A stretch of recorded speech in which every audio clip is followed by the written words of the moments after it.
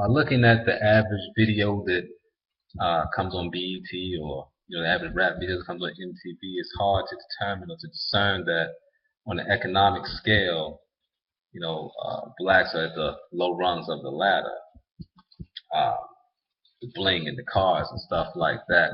But in reality, we're far behind the people that we came to America with, and further behind the people that came here afterwards. And it has nothing to do with physical makeup or someone's naturally smarter. There's no studies that show that one race is smarter than the other, but a person's past does affect their present situation.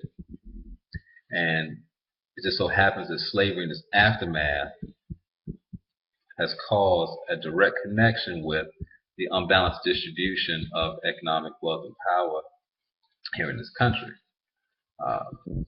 First, through slavery, we lost our culture. Secondly, it hasn't been so long ago that we've had time to fully develop and rise to that level. And thirdly, there was a small minority of people who had the majority of power that truly didn't want to see that happen. And I know what people are thinking, but I'm no radical, I'm no black nationalist. I'm just the average guy. I'm a father, I'm a capitalist, I'm a cigar smoking, Starbucks drinking, movie watching guy. So if I can understand, I know you can as well. When people have a direct connection with their past and with their culture, it gives them the motivation to do better. They want to outdo that past. They want to add to that culture. Take Julius Caesar, for instance. The man thought that he could conquer the world, and he was very close to it. That's because he was born in a society that had a rich culture, a society that had a rich background. The Romans are supposed to be, close to fathers of civilization. So in order to create a good slave, we had to be detached violently from our past and from our culture and from our language, because a proud man is hard to enslave. Going back to the Romans, according to Milton Meltzer, an author, their treatment of slaves was just as harsh. And we mean there were even sexual assaults, not just from male to female, but from male to male. There were just things you just could not resist. But even with that said, they still didn't detach them from who they were. They were even allowed to have family life, which gives a person a sense of pride and a sense of worth. But according to John Bayliss, author of Black Slave Narratives, blacks were not allowed to have that kind of lifestyle. And even today, we're still detached from our past and from our culture because we have no idea, having it totally erased, we have no idea, which country we come from, what language we speak, what culture we're attached to.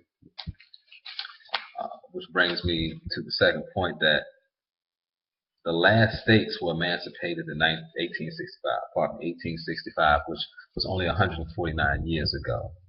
And you look at our life now, we have all this technology, smartphones, a biracial president, and so it seems like we're so far away from that time. But 149 years is really not that long ago.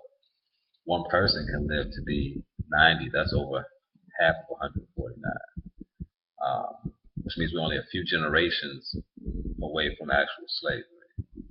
Now, if a slave is free today, he is only free physically, but not mentally. He lived his whole life institutionalized as a slave. So he has children.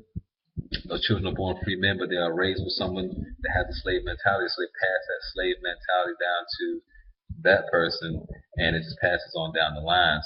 Eventually, it is diluted. But like I said, we're only a few generations away. Herbert H. Gutman, in his book, says that in 1925, 72% of blacks were laborers, which only makes sense, as that was only 89 years from today, only a few short years away from slavery, and our only skill was labor. So we weren't scientists, we weren't economists, we weren't mathematicians, we weren't entrepreneurs.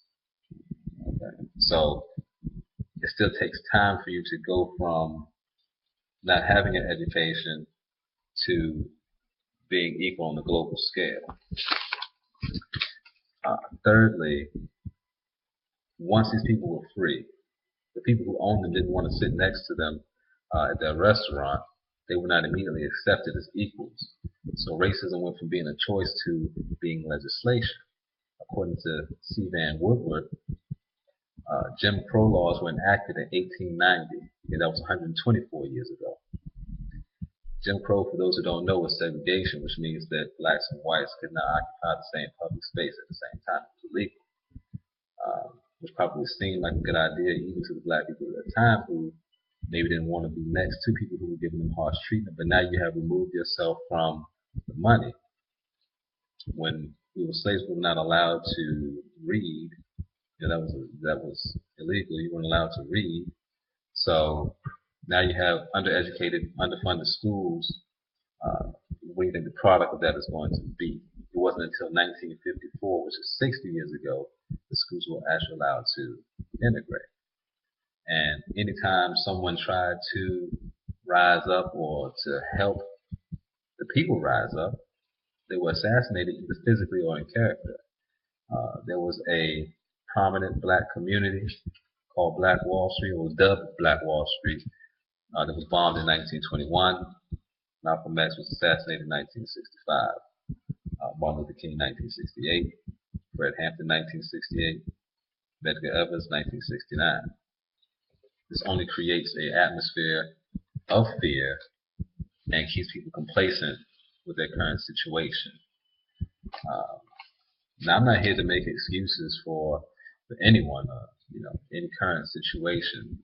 People are responsible for their own actions.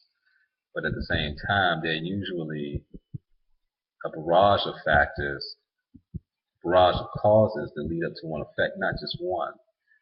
So we have to take the time to look at these causes before we always pass judgment on people. The only thing I wish is that people walk away from this with understanding.